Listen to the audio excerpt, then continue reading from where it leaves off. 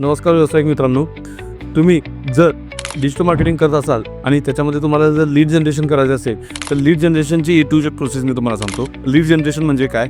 जर तुमच्या एखाद्या प्रोडक्ट आणि सर्व्हिसला इन्क्वायरी जनरेट करायची असते तर कस्टमरच्या घेतलेल्या enquiries digital marketing through social media platform तो ज्या इन्क्वायरीज आपण जनरेट करणार आहोत त्या प्रोडक्ट आणि सर्व्हिसच्या रिलेटेड त्याला आपण लीड जनरेशन म्हणतो.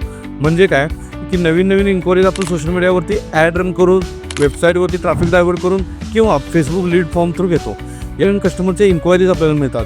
त्याच्यामध्ये कस्टमरला एक ॲड दाखवली जाते, आपले प्रोडक्टचे डिटेल्स दाखवले जातात आणि खाली असलेल्या लीड फॉर्म किंवा वेबसाईट ट्रॅफिक थ्रू कस्टमर आपली माहिती त्याच्यामध्ये प्रोव्हाइड करतो आणि आपली टेलिकॉलिंग त्यांच्याशी कनेक्ट करून आपलं प्रोडक्ट इन्फॉर्मेशन देऊन सर्व्हिस इन्फॉर्मेशन देऊन त्याच्याशी पुढे बिझनेस रन करतो. तर ही जी इन्क्वायरी जनरेट करण्याची जी सिस्टीम आहे त्यालाच आपण लीड जनरेशन म्हणतो. आता एक्झाम्पलमध्ये जर सांगायचं झालं तर हे वॉच आहे. या वॉचची किंमत जर 10 लाख रुपये असेल तर आपण याच्या कस्टम ऑडियन्सला डायरेक्टली टार्गेट करतो.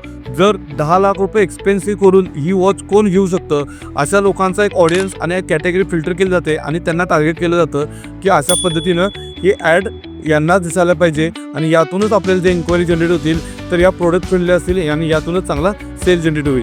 जर या वॉचची किंमत 10,000 असेल तर या कॅटेगरीतील लोकांना किंवा 10,000 रुपये प्राईज अफोर्डेबल करतील अशा कॅटेगरीतील लोकांना ही ॲड दाखवली जाते आणि त्यातून ज्या लीड जनरेट केल्या जातात, क्वेरी जनरेट होतात त्याच्यावरती जे कॉलिंग केलं जातं तर यांना आपण लीड जनरेशन म्हणतो.